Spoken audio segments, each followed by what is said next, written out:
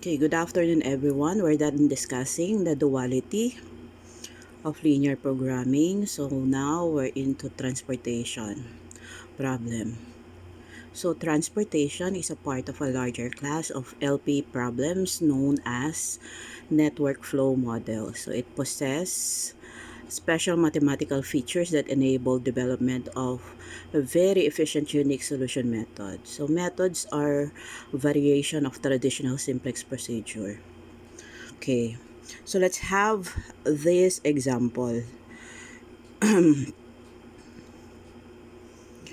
For the for this example, if you try to look at the given, the demand is equal to supply. So we have project ABC wherein it requires the volume or amount of truckloads, which in project A is 72 truckloads, in B is 102, and in C it's 401. So the total requirements truckload is 215 truckloads. So the amount available, which is the supply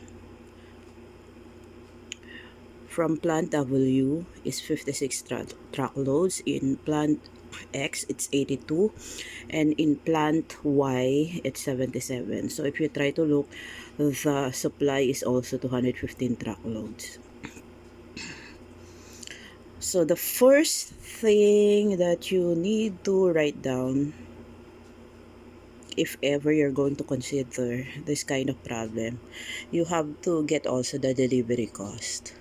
So from plant W to A, it's $4. W to B, it's $8. W to C, it's also $8. From X going to project A, it's $16. To project B, it's $24. And project C, it's $16. The same manner, from plant Y going to project A, the amount is, the transport cost is $8, Y to B is $16, and Y to C is $24. So if you're going to write down the LP model, since we're talking of delivery cost, it is a minimization problem. So your objective function is to minimize the total cost, which is equal to 4x1 plus 8x2 plus 8x3 plus 16x4 plus 24x5 plus 16x6 plus 8x7 plus 16x8 plus 24x9. So we assume that the value from W to A as x1, W to B as x2, W to C as x3, and so on and so forth, subject to the following constraints. So we have the supply constraints, which is x1 plus x2 plus x3 should be less than or equal to 56. x4 plus x5 plus x6 should be less than or equal to 82 from the given. And x7, x8 plus x9 should be less than or equal to 77. For the demand constraint, it will be x1 plus x4 plus x7 should be greater than or equal to 72. x2 plus x5 plus x8 should be greater than or equal to 102. And x3 plus x6 plus x9 should be greater than or equal to 41. That is if you're going to write down the LP model. But if you're going to compute it manually, this will be the initial solution. Okay, so the first solution is to compute the northwest using northwest method. So this is the north going to the west. So we're going to have a downstream na ladder. Okay, so we start with the first one. So between the amount available which is the supply, and also the weekly requirement, which is demand, you choose the lowest value. So you have 56 here and 72 here. So you write down 56. Why is it that you don't choose 72? Because if you're going to write down 72 here, it will be over than the amount horizontally, which is only 56. So you have to write down 56 here. So 56 is complete already for the first horizontal line. And if we try to look at the vertical, it's 72. So how many truckloads is needed for you to be able to complete the 72 truckloads? So initially you have 56. So you need to add 16 so that you can be able to get the 72 value. The same manner, so you're already complete vertically. The same manner, you go to the second horizontal value. You have 82. Since you already have 16 here, you still needed 66 for you to be able to complete the 82 values. So after you write down the 66 here, what amount is needed for you to be able to get the 102 is 36. And since you already have 36 here and 77 is needed horizontally, so you still need 41. And of course, the last value is 41 because the demand and supply is the same. So you have 215 all in all, horizontal and vertical. So this is the initial tableau. Okay, so you don't have any value for WC, WB, WC, XC, and YA. Okay. You have to remember ito ha, because later on you're going to use the stepping stone. When you use the stepping stone, the the flow should be horizontal and vertical only. And if you start in positive, you should end in negative. So it's possible to intersect, to have a rectangular or square value, but never a slant. You don't use this one ha, the flow, wherein the flow will be slant. Okay. So afterwards, if you want, you can be able to compute for the cost. If you're going to compute for the initial cost, it will be 56 times 4, 16 times 16, 66 times 24, 36 times 16, and 41 times 24. So you just sum all the products of the costings and also the amount that is in the first tableau. But of course, the cost in the initial tableau is high. As you go on, it should be lesser and lesser. So the next step after the Northwest method is the stepping stone. As mentioned, itong stepping stone na to, it is as if you're going to cross a river.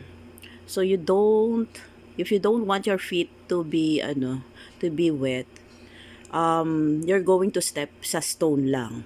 So those stones are actually the square wherein you have values. So let's start with WB. This WB. Okay. So it's, sabi natin, there's a possibility that the costings will be lower if we put some value in WC, and we need to test it. Okay. So using the stepping stone method, these are the things that you need to consider, horizontal and vertical lang.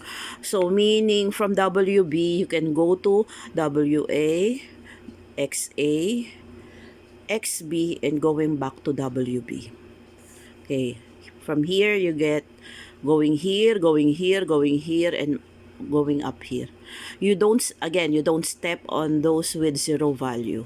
So, ibig sabihin, from here, hindi ka pwede dito. Pwedeng yung, yung flow niya is counter or clockwise. you'll still have the same value. So you start with those na walang value. You go here, ito lang yung may value eh. Pwedeng lumaktaw pero it's 0, so dito ka lang talaga. And then go here and going up. Okay. If we want to know the improvement, if we're going to put some value in WB, you try to get the costings. So in WB initially it's positive. So we have 8 and then negative 4 and then positive 16 and then negative 24. The value that we have is negative 4. What does it mean? It means that if we put some value in WB, there is an improvement of $4. Okay? So, we don't stop the tableau unless all are positive and 0 for the improvements. Okay? So, that is for WB. For WC, if you try to look, we do counterclockwise. Okay. Pag dito, hindi ka pwede because it's 0 value. So, you go here. From WC, you go to WA. You go to XA. Kasi hindi pwede dito, it's 0. And you go to XB. Kasi hindi pwede dito, it's 0 also. And then go down in YB. And then go in YC and go back again in YC. So this is the flow for WC. And if you want to see the point of improvement, so again, you start with positive and you end up with negative. So write down all the cost. So for WC, it's negative 12. And for XC, the same thing. XC is around here. So the flow will be from here, going here, going here, going here, and up. So, ito na yung ano niya. It's negative 16. And for YA, the last 0 that we have, so here, going up, going here, and going down. So, ito na yon. And the point of improvement is 0. So, we choose the highest negative value or the lowest if we try to compare it with the value itself. So it's negative 16 because the other one is negative 12 and the other one is negative 4. So we choose negative 16. So ibig sabihin the highest that the cost will be lesser if we consider only with this element, the XC. Okay. Tandaan nyo, only with the flow that we drew, yung XC nga, doon lang magkakaroon ng changes. So, the value of XB and YC, if you try to look here, XC, the value of YC is 41 and the value of XB is 66. So again, you choose the lowest which is 41, put it in XC, magiging 0 na to, mababawasan to, at madadagdagan to. Okay.